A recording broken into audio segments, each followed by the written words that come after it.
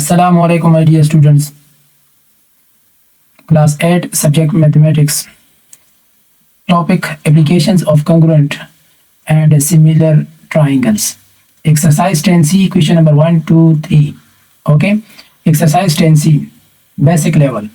यहाँ पर question number 1 में आपको बताया जा रहा है कि the diagram illustrates how the length AB, which cannot be measured directly, of a pond is measured. Choose a point C and measure the length of AC and the length of BC. Okay. Produce AC and BC to A bar and B bar respectively. यहाँ पर आपको diagram में point दिखाया गया है, ठीक है। A B ये एक अंदाजतन आपको बताया गया है कि ये पॉइंट यहाँ से इसका एक सिरा ए है और दूसरा सिरा बी है, ठीक है। Which cannot be measure directly. Okay, directly इसको नापा नहीं गया है, ठीक है। बताया जा रहा है कि चूज अ पॉइंट सी, एक सी पॉइंट को आप चूज करें, ठीक है। और ए सी बी सी ये दोनों जो लेंथ है ना, ठीक है, यहाँ पर बता देखिए निशान लगाया है, वन कट है।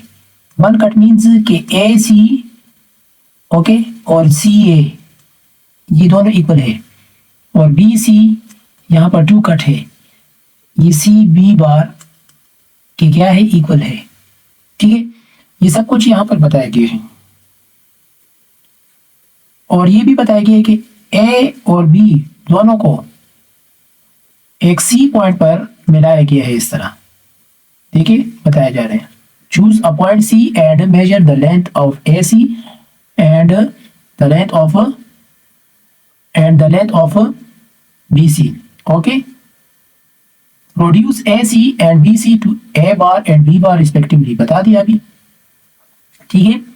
ए सी को ए बार के साथ और बी सी को बी बार के साथ, इस तरह, ठीक है। और फिर ए और बी बार दोनों आपस में मिलाए गए हैं, ये हो गया। So that C A bar equal to A C and C B bar equal to B C. Okay, C A bar equal to A C, C A bar ये इसके बराबर है और सी बी बार इसके बराबर है, ठीक है। By measuring the length of B bar A bar, we will be able to find the length of AB. Okay, ये कह रहे हैं कि B बार और A बार इन दोनों को नापने से, जब इन दोनों को हम नापेंगे ना, ठीक है, तो इसकी जितनी लेंथ होगी उतनी लेंथ इस पॉइंट की है, ठीक है। देखिए यहाँ पर we will be able to find the length of AB. Okay, why is this so? ठीक है, why is this so? ऐसा क्यों किया गया, सवाल पैदा होता है। अगर मैं मुख्तसरन जवाब दे दूं कि ऐसा हम इसलिए करते हैं क्योंकि हम तालाब में तो नहीं कूद सकते ना, कि इस ए पॉइंट से लेकर बी पॉइंट तक हम ये नाप सके, ठीक है।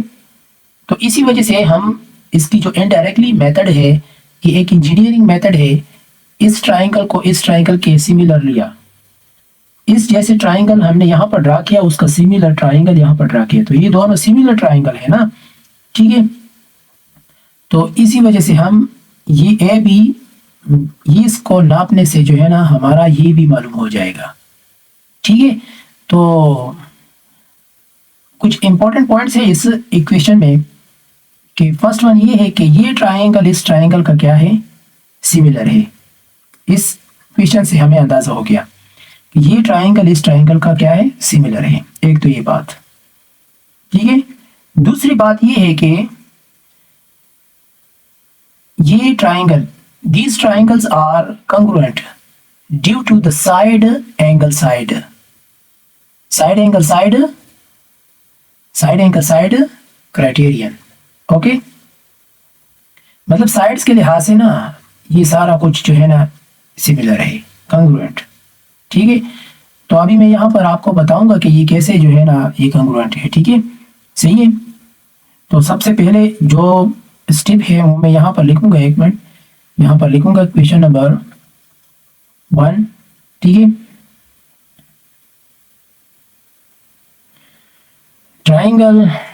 Triangle A B C. Okay, ये सिमिलर है किस चीज का? Triangle A bar B bar C bar. Okay, ठीक है, बिकॉज कैसे हमें पता चला? C A bar equal to A C and C B bar equal to B C. Okay, ये हो गया। अब यहां पर मैं लिखता हूं कि these triangles are congruent due to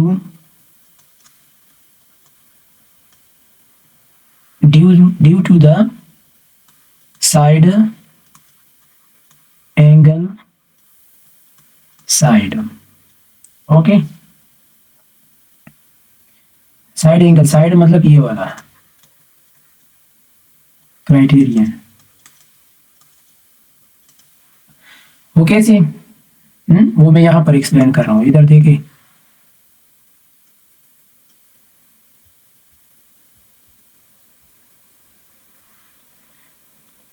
आपको पता है कि ए कॉरेस्पॉन्डिंग है ए बार का और बी कॉरेस्पॉन्डिंग है बी बार का। ओके, और सी कॉरेस्पॉन्डिंग है सी। ठीक है, और साइड्स की तरफ आ जाए जो कि गिवन है, ए सी equal to A bar C, ये गिवन है। अभी मैं समझाता हूं आपको। Okay, B C B bar C, ये भी गिवन है। ओके, यहां पर देखिए ये कॉरेस्पॉन्डिंग है इसका, और ये कॉरेस्पॉन्डिंग है इसका, और ये कॉरेस्पॉन्डिंग है इसका। ठीक है, ये साइड इस साइड का क्या है? इक्वल है, और ये साइड इस साइड का क्या है? इक्वल है। ठीक है, तो ये वाला एंगल ना, ये एंगल, ये वर्टिकल ऑपोजिट एंगल है, ये दोनों क्या है? इक्वल है। ठीक है, ये भी मैं लिख लेता हूं, A angle B, A angle C B, और A bar angle C B bar, vertical opposite angles. Okay, therefore, अभी मैंने आपको पहले भी बताया है लेकिन यहां पर भी लिखता हूं कि therefore triangle A B C. Okay, ये क्या है? Triangle A bar B bar C बार का क्या है? कंग्रुएंट है। ठीक है, किस टेस्ट से? Side angle side. Okay, hence हम लिख सकते हैं कि ए बी वो इक्वल है बी बार ए बार। तो मतलब ये हुआ कि बी बार ए बार की जो लेंथ है वो बस ए बी के इक्वल है। ओके, ठीक है, तो ये रहा आपका क्वेश्चन नंबर 1। अब नेक्स्ट है क्वेश्चन नंबर 2, उसको हम सॉल्व करते हैं। ठीक है, question number 2,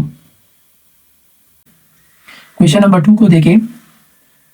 to measure the width of the internal trough AB of a machine tool। ठीक है, AB ये वाला, ये एक मशीन टूल है। ठीक है, सही है। which cannot be measured directly, इसको हम डायरेक्टली नाप नहीं सकते, मतलब ये वाला हिस्सा। ठीक है, अब इसको गौर से देखिए, इसका एक नुकीला हिस्सा ये है, दूसरा नुकीला हिस्सा ये है। ठीक है, अगर हम इसको यहाँ से यहाँ तक नापेंगे ना तो इंसान जख्मी भी हो सकता है, ऐसे समझ ले। ठीक है, तो इसका अंदरूनी वाला हिस्सा जो है ना ए बी लेंथ हम नहीं फाइंड कर सकते, तो हम क्या करेंगे, यहाँ पर एक पॉइंट लेते हैं। चलो एक आगे देखते हैं कि क्या किया गया है। We make use of a device. देखिए डिवाइस, ये एक डिवाइस है as shown in the diagram में दिखाया गया है। The device is made up of two parts. इस डिवाइस को देखे टू पार्ट्स पर मुश्तमिल है। देखिए एक ये है, दूसरा ये है। ठीक है, सही है। ए bar and B bar, A bar और B bar. Okay, hinged halfway at O. ठीक है, इसको यहाँ पर इस बांधा गया है, ऐसे समझ ले कि यहाँ पर एक स्क्रू दिया गया है। ठीक है, सही है। इसको अगर हम यहाँ ऐसे और ऐसे कॉल दे तो ये कम हो जाता है ऐसे। ठीक है, समझ आया ना। तो इस तरह bye measuring the distance between a bar and b bar, ये ए बी बार जो है ना, ए बार और बी बार को जब हम नापने से we will be able to obtain, इससे हम ये the length of A B है, बी हम मालूम कर सकते हैं। why is this so? ठीक है, कैसे, क्यों इस तरह करते हैं। ठीक है, आगे कैसे कर किया जाता है, ये कैसे इसके इक्वल है। ठीक है, तो आइए हम इसको यहाँ पर प्रूव कर लेते हैं। ठीक है, तो ये वाला जो डायग्राम है ना, इस डायग्राम को मैं यहाँ पर ड्रा कर लेता हूँ ताकि आपको समझ आ सके। ये ऐसे समझ ले कि ये एक ट्रायंगल इस तरह है। ठीक है,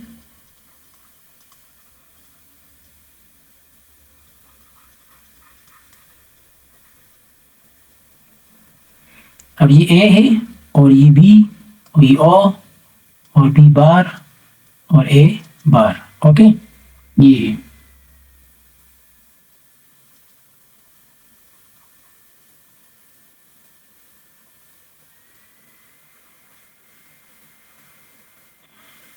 अब इसको यहाँ पर मैं लिखता हूँ, एक मिनट में पहले आपको समझाता हूँ। ये ए कोरिस्पॉन्डिंग है ए बार के और बी बार कोरिस्पॉन्डिंग है बी। ओके, और ओ के साथ कोरिस्पॉन्डिंग है। ठीक है, ये हो गया। दूसरी बात, ये वाला एंगल ना इस एंगल के साथ क्या है, वर्टिकल ऑपोजिट एंगल है। ठीक है, सही। तो यहाँ पर ओ ए बार मतलब ये वाला मैं यहाँ पर निशान लगा देता हूँ, ये कोरिस्पॉन्डिंग है ना, ये इक्वल है। ठीक है, ओ ए और ओ ए बार ये यहाँ से जो है ना हिंज किया गया है ना, हिंज किया गया है। तो इसी वजह से ना, तो ये वाला ओ ए और ओ ए बार ये दोनों क्या है, इक्वल है। जिस तरह ये हो गया ना, इसी तरह ये भी है। ठीक है, तो इसको हम यहाँ पर लिखते हैं, इक्वेशन नंबर 2 लिख लेते हैं। ए बार और ओ ये कोरिस्पॉन्डिंग है ना। ठीक है, बी कोरिस्पॉन्डिंग है बी बार के। ठीक है, अभी मैंने जो आपको बता दिया ना वही मैं लिख रहा हूँ। ठीक है, ए ओ एंगल ओ बी और A bar angle O B bar. Okay, सही है। ये क्यों, वर्टिकल ऑपोजिट एंगल्स। ठीक है, since A bar and B bar are hinged halfway at O। Okay, halfway है, सही है। तो इसी वजह से मैं यहाँ पर लिखता हूँ ए ना ओ ए। अभी मैंने आपको इससे पहले भी बताया है, लेक्चर दिए है। ठीक है, आप वीडियो को रिवर्स कर सकते हैं, चेक कर सकते हैं। ठीक है, and O B equal to O B bar. Okay, तो एक एंगल है, दो साइड्स है, ठीक है। तो इस वजह से ये क्या है, ट्राइंगल ए और बी, ओके, ये कंग्रुएंट है ट्राइंगल ए बार और बी बार। ठीक है, ये हो गया। तो इसी वजह से hence A B equal to A bar B bar, okay. यहां पर मैं अभी दोबारा आपको बताता हूं, समझाता हूं, ठीक है।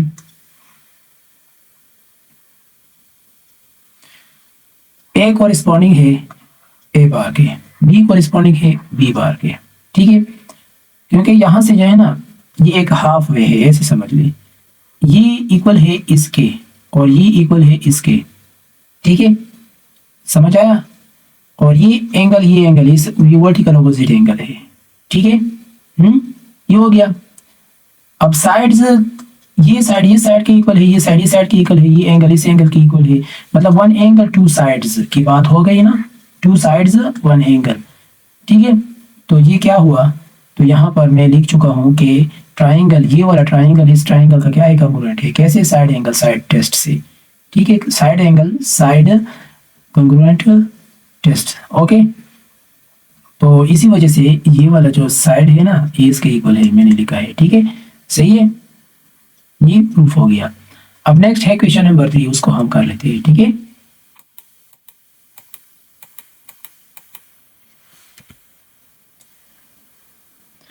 क्वेश्चन नंबर 3 को देखिए, इसको पहले पढ़ लेते हैं। The figure shows a tree S R and a pole P Q. ये एस आर एक ट्री है और पी पोल है P Q, okay. Casting shadows, okay, of length 30 meter and 15 meter respectively.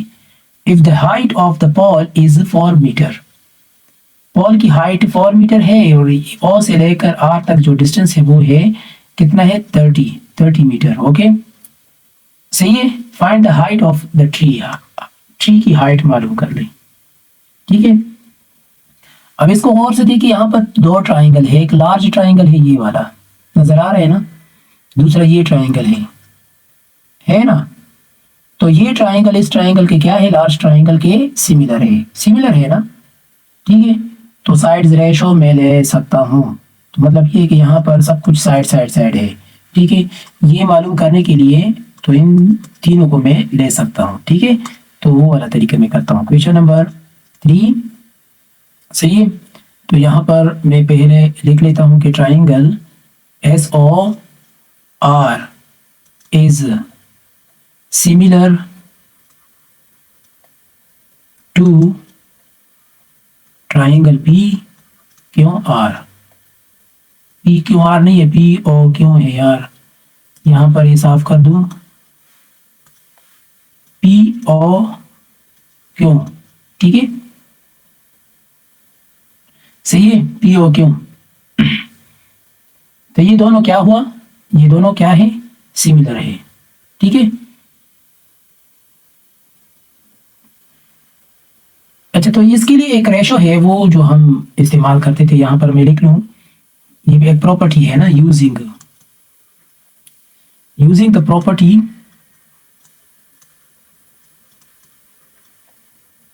Of similar triangle.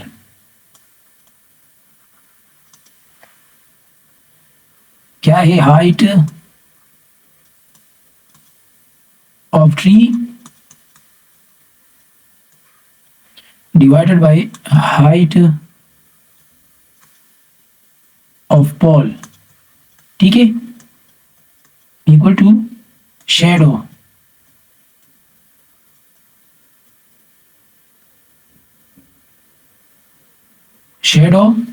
Of tree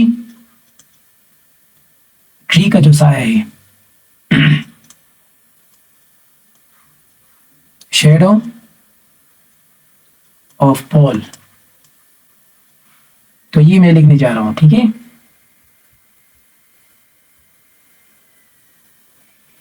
S R divided by P Q equal to O R divided by O Q. ठीक है, तो यहाँ पर देखें, इसको मैंने इस पर डिवाइड किया, ठीक है, और इसको मैंने इस पर डिवाइड किया, मतलब बड़े को मैंने छोटे पर, तो जब बड़े को छोटे पर डिवाइड किया यहाँ पर, तो इसमें भी बड़े को छोटे पर डिवाइड किया। ठीक है, इस तरह मुख्तसरन अपना कंसेप्ट क्लियर करें। वैल्यू की मैं बात कर रहा हूँ। ठीक है, वैल्यूज रख ले, यहाँ पर रख लेते हैं, इसमें रख लेते हैं। चलो एस आर अपनी जगह पर हो जाएगा, 4 है और 30 है और फिर 15। ओके, तो एस आर ये 4 उस साइड पे जाएगा, 30 डिवाइड बाई 4 और 15, तो ये कैंसिल कर ले, तो ये कैंसिल हो जाएगा, इससे 2 आ रहा है ना, तो मतलब 2 मल्टीप्लाई बाई 4 इस तरह। ठीक है, 2 मल्टीप्लाई बाई 4, तो ऐसे क्या आएगा, 8 मीटर है। ठीक है, सही है, 8 मीटर। तो नीचे हम लिख सकते हैं कि hence the height of the tree